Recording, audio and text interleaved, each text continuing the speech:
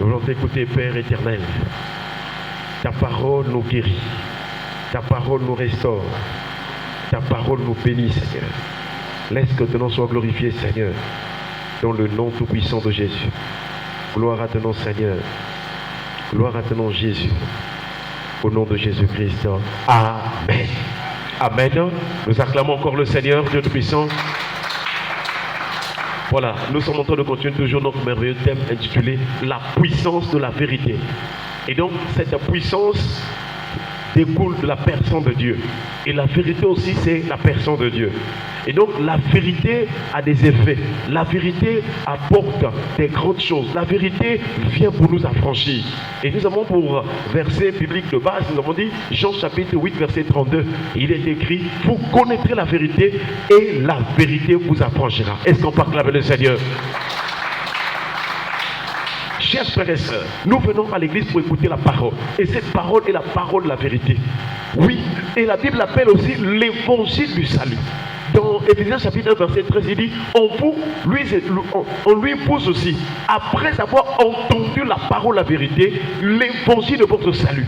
Cela veut dire que la vérité vient pour nous affranchir. La vérité sauve. Parce que le diable travaille avec les mensonges.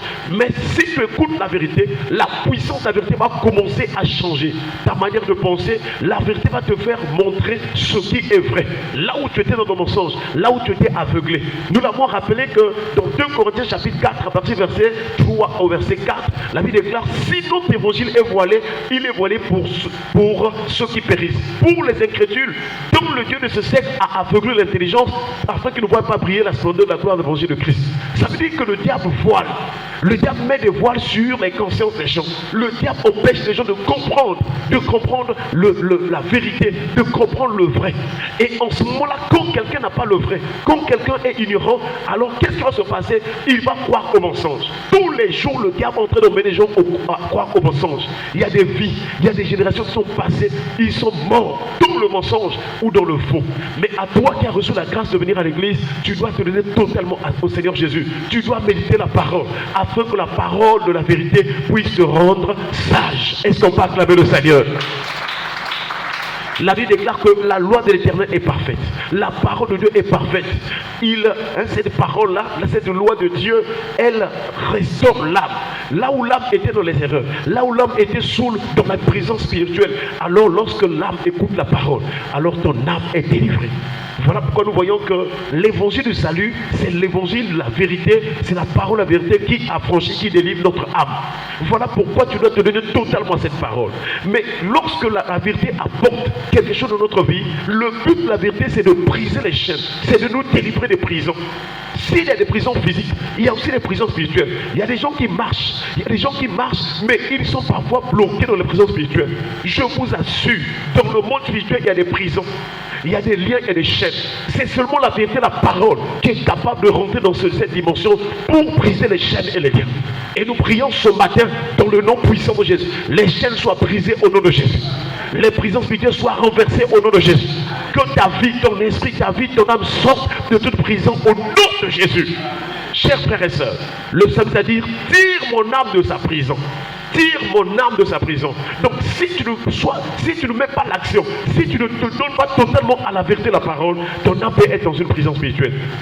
David a dit, je tourne constamment mes yeux vers l'Éternel, car il fera sortir mes pieds du filet. Ce sont des choses spirituelles. Il y a des gens qui sont dans les filets, mais c'est grâce à la vérité de la parole, chers frères et sœurs, que tu peux t'en sortir. Alléluia. Et dans notre sous-thème, nous sommes en train de voir la servitude. La vérité nous affranchit de la servitude. La vérité nous délivre de la servitude. Et donc nous avons dit que la servitude, c'est un état de souffrance. La servitude, c'est un état de dépendance. La servitude, c'est une contrainte. La servitude, c'est un joug. Pourquoi tant de souffrances? Pourquoi tant de difficultés? Mais c'est parce que les gens sont sous la servitude, excusez-moi. Alléluia. Alléluia. N'accepte pas cette vie de souffrance sur souffrance, souffrance sur douleur, échec sur... Non! Quand ces choses-là arrivent, sache que quelque part, assurément, chers frères et sœurs, il y a une dépendance, il y a une servitude quelque part. Mais nous rendons gloire au Seigneur parce qu'au nom de Jésus, quel que soit le type de servitude, Jésus peut t'en délivrer. Par le nom de Jésus, quelle que soit la servitude, quel que soit l'esclavage, Jésus peut t'en délivrer. Et dans ce sous-thème, nous avons vu la servitude des pensées. Il y a des gens qui ont des pensées vraiment liées, bloquées. Des pensées même du diable. Parce que Jésus a dit à Pierre, à Simon-Pierre, il a dit, arrière de moi Satan. Pierre n'était pas Satan, mais il dit, arrière de moi Satan. Car tes pensées ne sont pas les pensées de Dieu, mais celles des hommes. Ça veut dire qu'il y a des gens qui sont infestés, bourrés des pensées de Satan. Et ce matin, nous prions que Dieu délivre ta conscience de toute mauvaise pensée au nom de Jésus. Alléluia. Nous voyons aussi la servitude des démons. C'est là où nous sommes présentement. La servitude des démons. C'est-à-dire un démon peut venir à servir. Un démon peut venir pour vraiment comment gérer, dominer la vie d'une personne. Et les démons sont partout, chers frères et sœurs. Les démons sont en train d'agir pour lier les gens, pour mettre des gens en relation avec le monde des ténèbres. Il y a des gens qui sont sur la terre, mais leur vie est liée dans le monde des ténèbres. Et ce sont les démons qui font ces choses-là.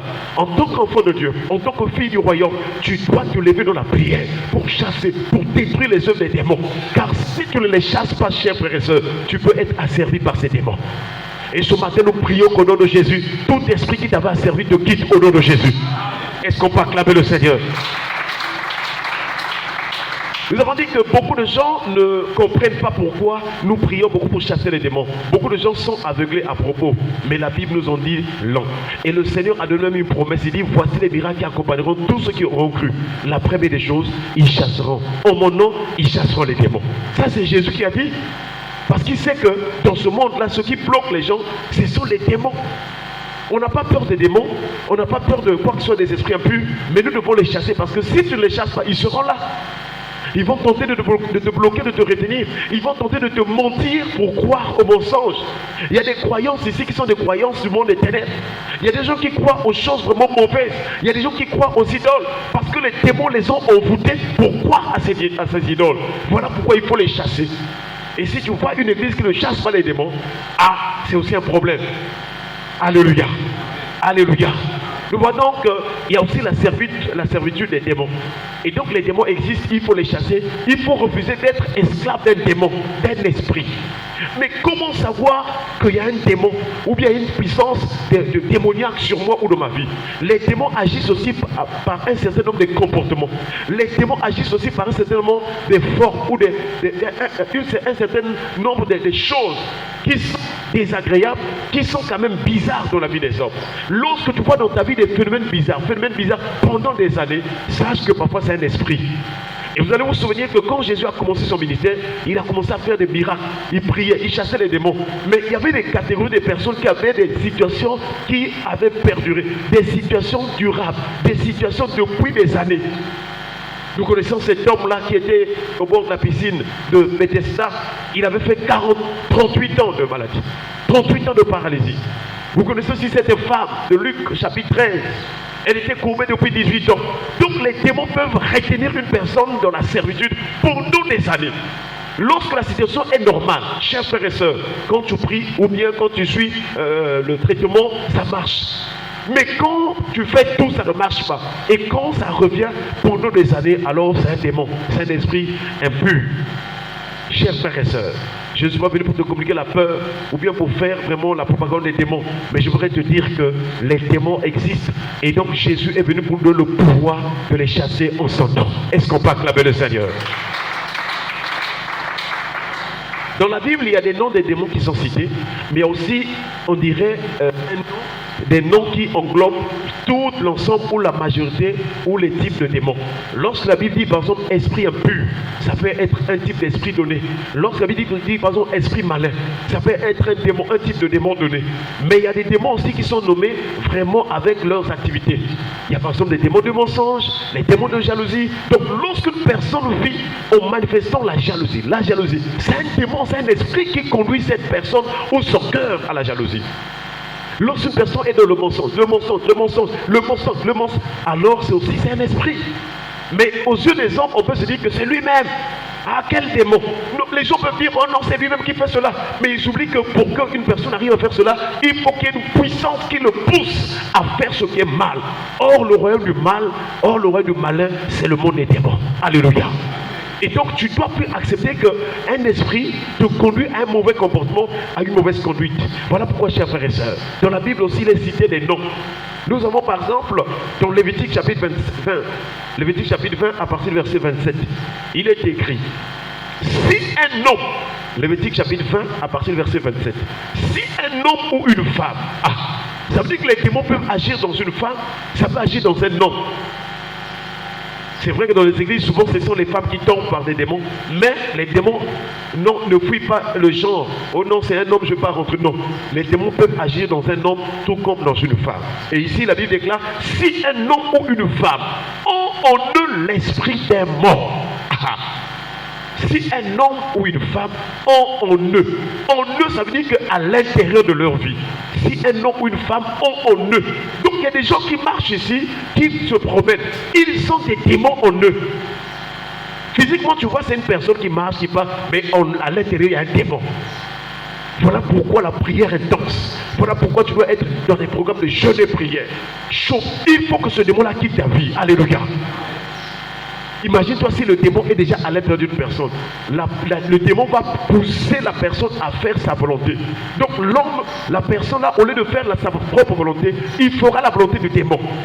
Il se comportera comme un démon. Voilà pourquoi nous voyons aujourd'hui, dans les habillements, des gens qui s'habillent à moitié nus, qui laissent les parties intimes dehors, parce que les démons sont en train de les conduire à agir ainsi. Combien la dépravation, combien la perversité atteint un autre niveau, chers frères et sœurs. Sur les réseaux sociaux, vous allez voir comment que les gens exposent leurs fesses, ils exposent les parties intimes, ils exposent leurs seins. Les gens n'ont plus vraiment de conscience. Ils ont perdu tout sentiment, chers frères et sœurs. Et nous devons donc intercéder, prier. Parce que beaucoup sont entre les mains du diable, entre les mains des démons. Chers frères et sœurs, à toi qui écoutes la vérité, la parole, n'accepte pas qu'un démon puisse te posséder ou bien entrer en toi. Est-ce qu'on peut acclamer le Seigneur? Si un homme ou une femme ont en eux l'esprit d'un mort, l'esprit d'un mort, ça veut dire qu'une personne est morte. Maintenant, l'esprit de cette personne qui est morte là, on l'utilise, on l'envoie, on fait quelque chose à travers cet esprit-là. Vous avez certainement écouté des gens qui vont dans les cimetières, qui évoquent les esprits. Mais les esprits qu'ils évoquent là, ce sont des esprits de qui? Ça peut être des esprits des démons, mais ça peut être des esprits des personnes décédées, mais qui n'avaient pas Jésus. Alléluia. Attention. C'est là où la Bible nous interdit de faire rituel. Lorsqu'il y a un enterrement, lorsqu'il y a des obsèques, toi tu ne dois pas parler aux morts. Il ne faut pas aller parler au corps de la personne. Parce que ce corps-là, c'est juste l'enveloppe que tu vois. Mais sur le plan spirituel, il y a un esprit qui est sorti. Et si tu parles au mort, l'esprit de ce mort-là peut rentrer en toi. Attention. Attention. Voilà pourquoi tu as dit, toujours je crois dans Lévitique ou Deutéronome, il a dit que si quelqu'un s'adresse aux morts, en tout cas, il sera puni, il sera frappé, il sera retranché du milieu de son peuple. On ne s'adresse pas aux morts. Malheureusement, dans nos traditions, dans nos coutumes, dans nos familles, les gens parlent aux morts. Ah, yaya, un tel. Ah, papa, un tel. Vraiment, tu étais parti. Tu nous as laissés. Mais il était mort. Tu ne dois pas s'adresser à lui. Tu dois t'adresser à celui qui t'a créé, le Père Céleste, Jésus-Christ de Nazareth. Est-ce qu'on peut acclamer le Seigneur? Il y a d'autres aussi personnes qui font des pratiques pour traiter les gens. Ils disent que non, nous allons aller dans les cimetières, nous allons prendre peut-être le sable ou bien la terre, nous allons parler vraiment devant la tombe. Tous ces rituels-là, toutes ces pratiques-là permettent que les esprits de ces morts-là puissent commencer à influencer les vivants. Voilà pourquoi la mortalité est en train d'augmenter. Parce que les gens sont ignorants. On ne parle pas aux morts, on ne s'adresse pas aux morts. C'est une pratique abominable. Et Dieu a dit à Israël, lorsque tu seras entré dans le pays que l'Éternel ton Dieu te donne, tu n'apprendras pas à imiter les abominations de ces nations-là. Qu'on ne se trouve chez toi personne qui fasse passer son fils ou sa fille par le feu. Personne qui exerce le métier de devin, d'astrologue, d'augure, de magicien, d'enchanteur. Personne qui évoque les esprits. Personne qui interroge les morts. Car quiconque fait ces choses est en abomination. Est-ce qu'on peut acclamer le Seigneur? Mais dans nos quartiers, dans nos familles, partout, on est bourré des gens qui font des pratiques comme ça pour évoquer les morts. Mais quand tu parles d'une personne décédée, tu parles à cette personne, alors l'esprit des morts peut rentrer en toi. Et le Seigneur dit que si cet esprit rentre en toi, c'est la mort qui va s'en suivre. Un autre moyen où l'esprit des morts peut rentrer dans une personne, c'est la divination. Lorsque tu consultes les gens qui voient une chose, les gens qui appellent les esprits, les gens qui voient les programmes de ta vie, lorsque tu vas les consulter, ils vont voir le programme de ta famille, sans pourtant s'appuyer sur Dieu, sans pourtant s'appuyer sur la parole vivante, sans pourtant que la prophétie qu'ils donnent est une prophétie authentique de la parole. La Bible déclare, ne méprisez pas les prophéties, mais examinez. Alléluia. Attention au programme, attention à quelqu'un quelqu'un peut te rencontrer en cours de route, il commence à te parler des choses de ta vie ou de ta famille. Mais ce n'est pas la raison pour laquelle tu vas donner ta vie à cette personne, ou bien tu vas accepter ce qu'elle va dire. Prends le temps de prier le Seigneur. Chers frères et sœurs, et le Seigneur dit, si un homme ou une femme ont en eux l'esprit des morts, ou un esprit de divination, ils seront punis des morts. On les lapidera, leur sang retombera sur eux. Pourquoi en Israël on lapidait les personnes? Pour éviter qu'eux aussi, ils transmettent cet esprit-là. Ça veut dire que si tu as un ami, si tu as un parent, si tu as quelqu'un qui est proche de toi, ou avec qui vous êtes souvent ensemble, cette personne a un esprit de mort, l'esprit des morts en lui. Cette personne peut te transmettre cet esprit-là aussi. Où l'esprit des morts en lui peut commencer à influencer ta vie. Voilà pourquoi en Israël, quand quelqu'un était possédé d'un démon, il fallait le tuer, il fallait le chasser, il fallait l'enlever du milieu du camp. Sinon, il devait contaminer les autres. Ça veut dire que même dans l'église, quand tu viens, il faut beaucoup prier. Ça veut dire que dans la famille, il faut beaucoup prier. À l'école, au travail, il faut beaucoup prier. Parce que, assurément, dans notre environnement, dans nos relations avec les autres, il y a des gens qui ont des esprits des morts. Parce qu'ils croient à ces pratiques, à ces cultes des morts là. Mais ce matin, le Seigneur t'en parle afin que tu sois affranchi, afin que tu sois délivré. Est-ce qu'on peut acclamer le Seigneur? Nous prions ce matin dans le nom de Jésus que tout esprit des morts, d'une personne décédée, soit dans la famille, soit ailleurs, ou dans les connaissances, dans les amitiés, dans les relations, l'esprit des morts nous quitte au nom de... Nous allons nous lever dans la prière. Nous allons remercier le Seigneur pour sa parole. Élevons-nous à prier le Seigneur au nom de Jésus.